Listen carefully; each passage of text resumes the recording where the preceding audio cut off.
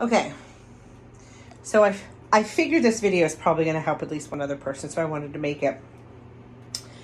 I live in a place that has issues with the bathtub. You put all new stems on. Someone said if you just put new stems on, as opposed to getting like the whole new, I don't even know what it's called, like faucet kit. I'm going to show you what I'm talking about. That's cheaper. Yeah, it might be cheaper, but it didn't fix the problem. So you can see this is just leaking. So this is all from the 60s. But yeah, so let me show you behind. Let me just show you. So this is my closet. And when somebody asked me, is the shower leaking from behind? There was no access panel. So look what we did. We literally just got a saw and a wrench and just like kind of hit this. And we made our own access panel. Look at this. You see how it's kind of like curved a little bit? But it wasn't leaking behind here. So we're like, okay.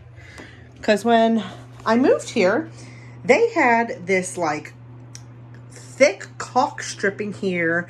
The floor is slanted. Like you could tell there's water damage. Okay, now look. Look at the bottom of this. You see water damage? All here. Even here. And then this is lifting up. That's water damage. So there were issues before I moved here. Now, I actually had professional plumbers, insured, licensed professional plumbers come. They took this off. I didn't even know this part of the wall could come off. Look at this. This is why you do whatever you can, right? But then sometimes you just got to give in and get a real professional person that knows what they're doing. Look at this side. You see how this is all wet? And look right there. There is the culprit. Do you see how it's leaking? You see that dripping? Now we put in new stems and everything and it didn't matter. Because look at that dripping right there. We're going to zoom in. This has probably been dripping like this for literally years. And now it dripped into my kitchen, down below. Kitchen's right below this. Amazingly, knock on wood, it doesn't smell like mold. And this really isn't soft. But yeah, so this is what it looks like behind the shower. This is the tub. This is the tub, or actually, this is the tub overflow. And then it goes down, and then you can see way down there underneath the tub, you see, that's where the drain is. And then it continues downward. Looking into this hole is terrifying. Look how terrifying. First of all, what are these broken things down there? What are those broken things? And look at this. It's like old floor under there. Oh, that's like an old, look at that. That's like an old, look how terrifying. Look at this. Isn't it creepy what your house looks like underneath? This is a really old house. Really old. Like 1900s to 1930s. We don't know exactly when, but somewhere in there. And look under there. You can even see it's wet down there. So I just wanted to do a video because if anybody's wondering, if you have like an old shower, it could possibly look like this. I mean, I know a lot of them are different, but this is what it looks like. So the guys that came out, they were saying we have to measure this to make sure we can get the right part. It's really old. A lot of people are going to single handle. It depends what you want. And I'm like, haha, I don't care what we have. I don't care about the way it looks. I don't care about what brand it is. I don't care how fancy it is. I just don't want it to leak. And I want the house to be safe. That's all I cared about. Look at this. And as you can see, it's still dripping.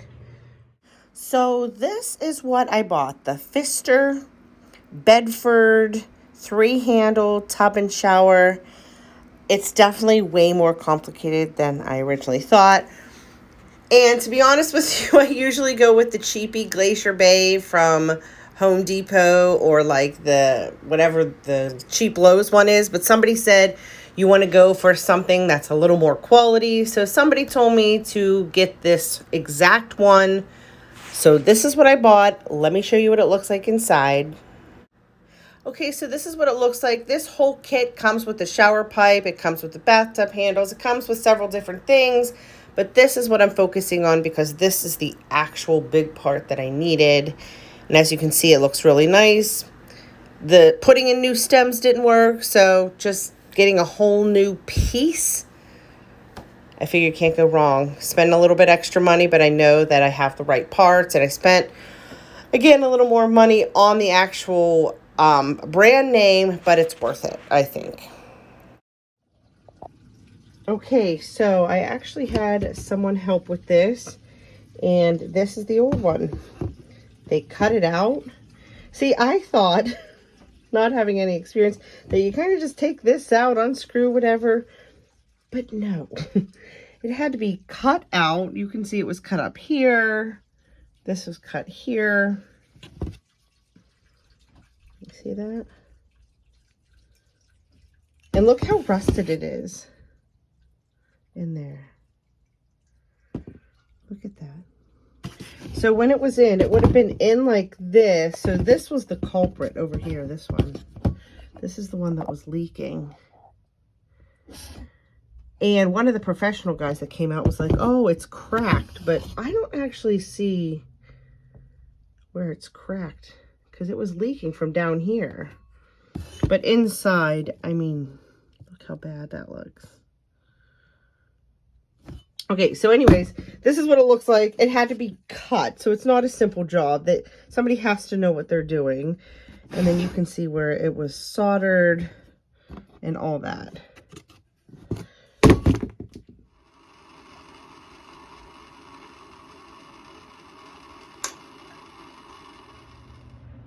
Okay, so that was just a little clip of the person that helped me soldering the piece. That was all I was able to get because I did not want to interrupt them doing any work. But you can see here where it was connected. Now I know that shut-off valves are supposed to be on both. We ended up only getting it put on this one. But maybe eventually we'll get it on this one too. Yeah, the most important thing, it works and it doesn't leak. The culprit was right there. You can see the new one installed here. It says Pfister there. All new. And then the connections that had to be soldered. Here's another connection. Now I believe all these up here, those were already done well before I lived here. And then underneath. Now I know when I was getting all of my free quotes, they were saying they don't use any kind of, I guess, soldering anymore. They don't want to use that because it can cause fires more easy, which I can understand. Obviously, that didn't happen here. But somebody also said something about a pipe press. Now, I'm not too familiar with it, but I guess this can be pressed into pipes instead of soldered on. But yeah, for a lot of money, and I did not have it. Literally, it's not that I didn't want to spend it, I just didn't have it. As you can see, it looks pretty terrible back here. This was already damaged, water damage from the years of dripping, leaking. And something I didn't catch on video, but this was dripping, but when you would turn the bath/shower water on, this wouldn't just drip anymore. It would just spray out like crazy.